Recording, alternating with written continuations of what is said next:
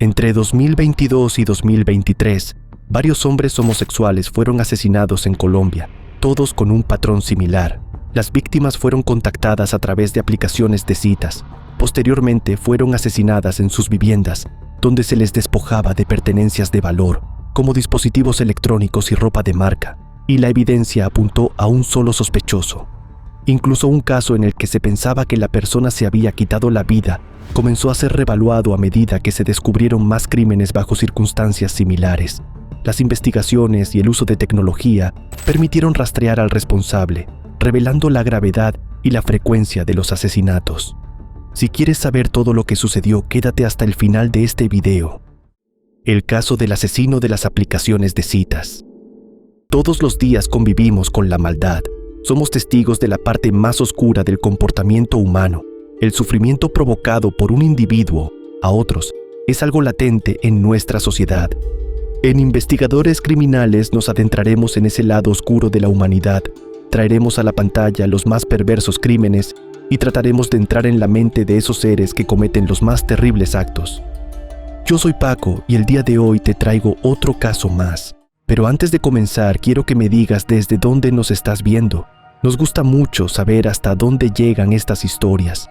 Tampoco olvides dejar tu me gusta y compartir este video si crees que a alguien más le puede interesar. Y ahora sí, comencemos. Néstor Alberto Gómez León nació alrededor del año 1986, en Colombia, en un hogar de escasos recursos, donde su madre, Alicia, luchó con esfuerzo para criarlo junto a sus dos hermanos. La vida no siempre fue fácil para la familia, pero a pesar de las dificultades económicas, Néstor creció rodeado de amor, algo fundamental para su desarrollo. Alicia siempre fue madre y padre al mismo tiempo, ya que se encargó sola de la crianza de sus hijos, asegurándose de que tuvieran lo necesario para salir adelante. Desde muy pequeño, Néstor se mostró diferente a sus hermanos. Le gustaba maquillarse y, a menudo, se ponía los tacones de su madre. También disfrutaba jugando con muñecas. Así, cuando Néstor tenía alrededor de 4 años, su madre comenzó a percibir signos de su orientación sexual. Aunque en esa época no existía tanta aceptación social como ahora, Alicia no solo entendió a su hijo, sino que lo apoyó incondicionalmente. Pero no fue hasta los 16 años que Néstor le confesó a su madre que no le gustaban las mujeres, sino los hombres. A pesar de los desafíos que la vida les presentó, Néstor nunca dejó de luchar por sus sueños. Se dedicó a la carrera de enfermería y trabajó en varios hospitales y clínicas. Sin embargo, su verdadera pasión siempre fue la estética, por lo que estudió también en este campo. Incluso viajó a España para especializarse en esa área. Este viaje marcó mucho a Néstor, quien para cuando los hechos que narraremos hoy sucedieron, estaba buscando oportunidades laborales para mudarse a aquel país. Con esto en mente, llegamos al 10 de marzo de 2023. Ese día, Néstor y su madre hablaron por última vez. Durante esa conversación, el hombre le comentó a Alicia sobre sus planes de viajar y las ilusiones que tenía para un futuro lleno de oportunidades. La mujer nunca imaginó que esa sería su última conversación. En las horas siguientes, Néstor no volvió a comunicarse. La preocupación de Alicia comenzó a crecer, pero pensó que tal vez su hijo estaba ocupado o que simplemente no podía atender el teléfono. El viernes por la noche pasó, y luego el sábado y domingo también sin ninguna respuesta. Alicia, que siempre había estado en contacto con Néstor, empezó a sentirse extraña. Algo no estaba bien.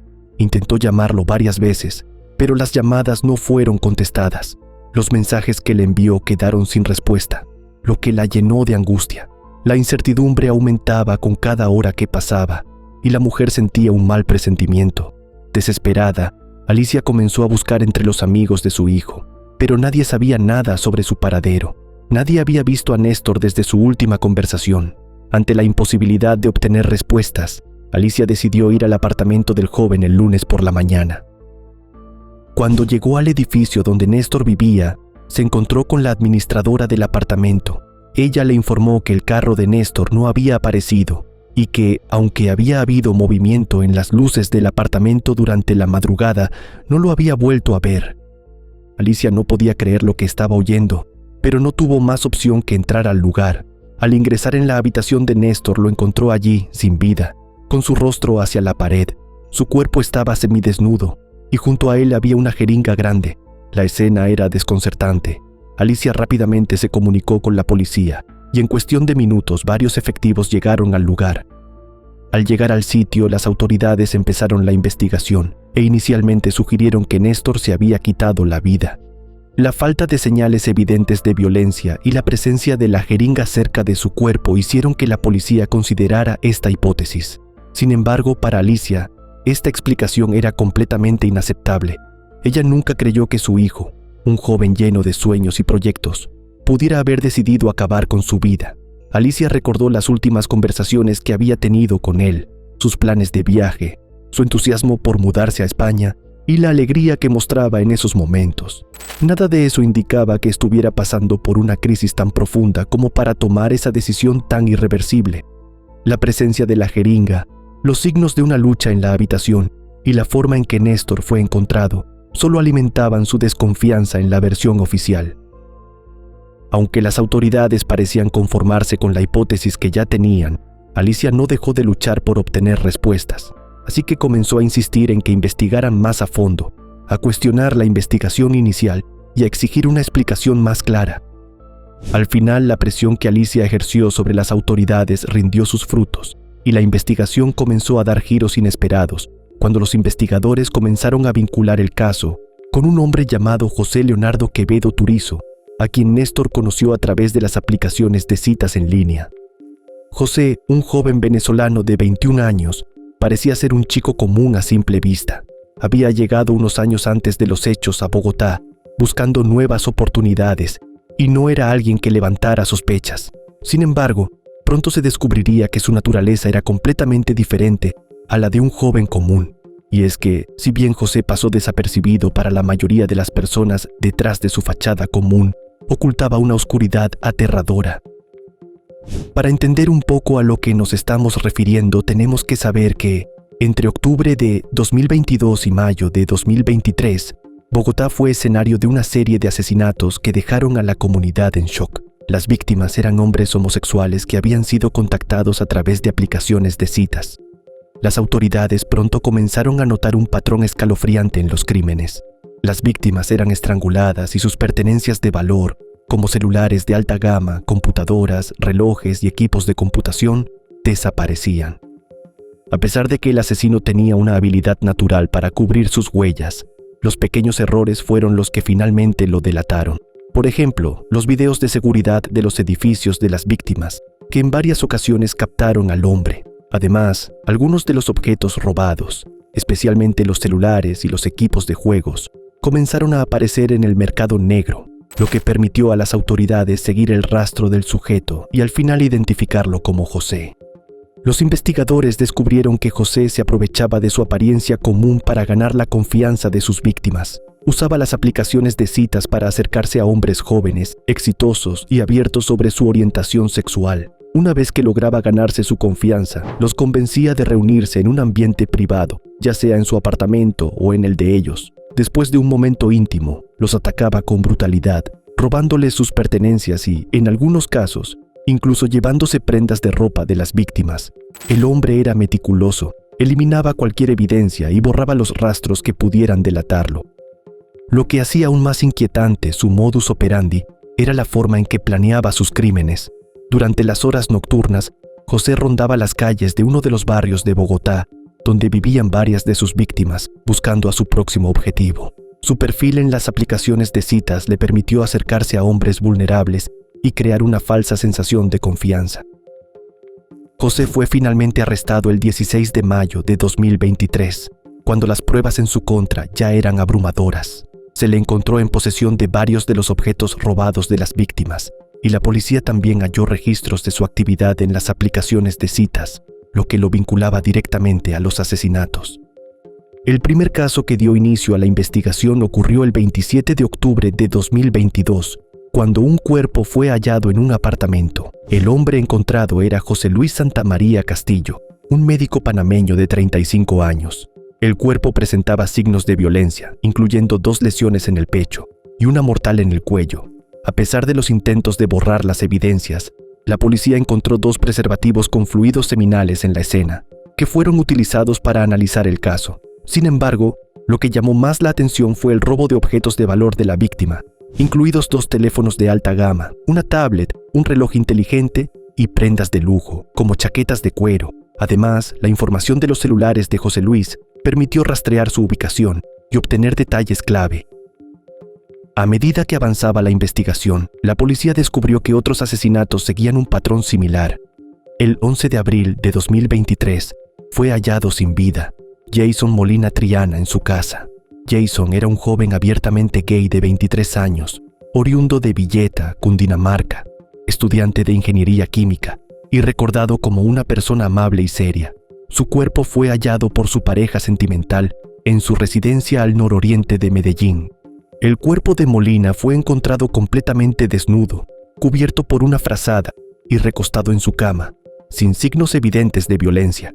Previo a este acontecimiento, la víctima había sido vista con otro hombre, desconocido para los vecinos, que ingresó a la propiedad. En la casa faltaban objetos de valor como dinero o celulares. La ubicación de los dispositivos y el análisis genético de las distintas muestras permitió vincular a José con los crímenes. Las sospechas incrementaron aún más cuando, en redes sociales, se encontraron unas fotos del hombre con las prendas de las víctimas. Y aunque para este punto podríamos pensar que la investigación estaba completa, las autoridades no lo detuvieron, dando paso a que cobrara más víctimas. Pero a pesar de no tenerlo en ese momento, la investigación continuó tomando fuerza con el asesinato de David Steven Mosquera Cobo, un joven actor y estudiante, el 6 de mayo de 2023 en Bogotá. Este asesinato fue clave, ya que el rastreo de las pruebas y el análisis de las cámaras de seguridad llevaron directamente a José. Los investigadores encontraron evidencia clara de que José había estado en el apartamento de David, y los objetos robados de la víctima comenzaron a aparecer en el mercado negro. El caso de José Ariel Jiménez Rodríguez, una víctima más de José, ocurrió el 11 de mayo de 2023 en la localidad de Barrios Unidos, Bogotá. La policía encontró a José Ariel desnudo y asfixiado en su apartamento, y los objetos robados de la víctima también coincidían con el modus operandi de José. Las cámaras de seguridad de la zona mostraron a un hombre entrando y saliendo del edificio con las pertenencias de José Ariel, lo que permitió identificarlo aún más como el asesino. Con toda esta información fue un periodista quien se acercó a la madre de Néstor para informarle de las similitudes del caso de su hijo con el modus operandi de José. Ella les transmitió esta información a las autoridades, y de esa forma se pudo determinar que el joven era la 5ª víctima del asesino en serie venezolano. Con toda esta información, el juicio contra José comenzó en mayo de 2024, un año después de su captura. Durante las primeras audiencias, el fiscal presentó las pruebas que lo vinculaban con los crímenes. Entre ellas, se encontraban las huellas dactilares encontradas en los vehículos de las víctimas, las imágenes de cámaras de seguridad que mostraban a José entrando y saliendo de los apartamentos de las víctimas, y los objetos robados que fueron rastreados hasta él. La evidencia mostraba un patrón claro. José contactaba a sus víctimas a través de aplicaciones de citas, las manipulaba y las asesinaba, luego robaba sus pertenencias. A pesar de estas pruebas, José se declaró no culpable en todo momento. Se mostró desafiante durante las audiencias, negando haber cometido los asesinatos, aunque la evidencia en su contra era abrumadora. Esta actitud sorprendió a muchos, ya que las pruebas eran tan claras que muchos esperaban una confesión o al menos un reconocimiento parcial de su responsabilidad. En marzo de 2024, el juicio estuvo a punto de colapsar debido a un tecnicismo legal relacionado con el vencimiento de los términos de detención de José.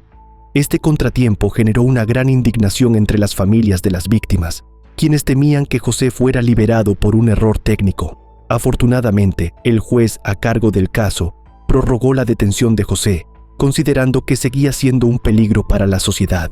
Esta decisión fue un respiro para las familias de las víctimas, quienes temían que el proceso judicial se viera afectado por un tecnicismo que podría haber permitido la liberación de un asesino tan peligroso. Finalmente, en abril de 2025, José fue condenado a 39 años y 4 meses de prisión por el asesinato de José Luis Santamaría Castillo. La condena fue el resultado de un juicio largo y complicado, pero, a pesar de la magnitud de las pruebas, hubo una controversia significativa.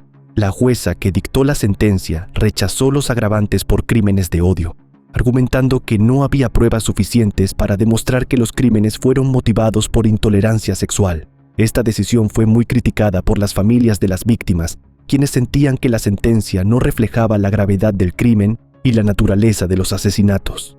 A pesar de la condena por el asesinato de José Luis, el juicio por los otros crímenes continuó. La fiscalía presentó pruebas adicionales relacionadas con el asesinato de Jason Molina Triana, David Steven Mosquera Cobo, José Ariel Jiménez Rodríguez y Néstor Alberto Gómez León.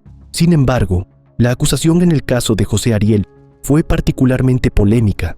Aunque la policía había encontrado pruebas claras de que José estuvo involucrado en su muerte, la jueza dictaminó que no había suficientes pruebas para condenarlo por homicidio en su caso, y solo fue condenado por el hurto de las pertenencias de la víctima. Esta decisión fue apelada por el fiscal y el abogado defensor de la víctima, quienes insistieron en que las pruebas de la causa de la muerte y las circunstancias apuntaban de manera clara a que José había asesinado a José Ariel. En el momento en el que estamos realizando este video, a inicios de febrero de 2026, el juicio sigue en curso y se espera que José enfrente más cargos relacionados con los homicidios de otras víctimas. Las familias de las víctimas continúan buscando justicia y esperan que la fiscalía pueda demostrar la responsabilidad de José en cada uno de los homicidios. El proceso judicial ha sido largo, pero las autoridades siguen trabajando para asegurarse de que José sea condenado por todos los crímenes que cometió. El caso también ha dejado al descubierto las vulnerabilidades de la comunidad homosexual en Colombia, especialmente en relación con el uso de aplicaciones de citas. Las familias de las víctimas y los activistas que defienden los derechos de esta comunidad han insistido en que se deben tomar medidas más estrictas para proteger a los usuarios de estas plataformas y evitar que depredadores como José puedan seguir atacando a personas vulnerables. A pesar de las ventajas que ofrecen estas plataformas para conectar con personas afines, también son un terreno fértil para depredadores como José, que se aprovechan de la confianza de sus víctimas para cometer crímenes horribles. Las aplicaciones de citas, aunque útiles para encontrar pareja o amistad, también ocultan un lado oscuro que muchos no consideran, como el riesgo de encontrarse con personas con intenciones muy distintas a las aparentes. Este caso nos recuerda la necesidad urgente de mejorar la seguridad digital y fomentar la conciencia sobre los peligros que acechan en la web. Las redes sociales deben ser herramientas de conexión, pero también de cautela, y es fundamental que las personas aprendan a protegerse y estar alertas a las señales de peligro. A medida que las plataformas evolucionan, también debe hacerlo la forma en que nos cuidamos en línea, para que tragedias como esta no se repitan. Y bueno, querida audiencia, hasta aquí una investigación más. ¿Qué opinan del caso de hoy? Nos gustaría mucho leer sus comentarios, ya que su opinión sobre los casos es muy importante para nosotros. Recuerden siempre hacerlo con el máximo respeto posible, tanto para la víctima como para los demás espectadores y nosotros que los estaremos leyendo. Antes de irte, deja tu me gusta y suscríbete si aún no lo estás. Tampoco te olvides de compartir este video si crees que a alguien que conoces le puede interesar. Nos vemos hasta otra investigación criminal. Adiós.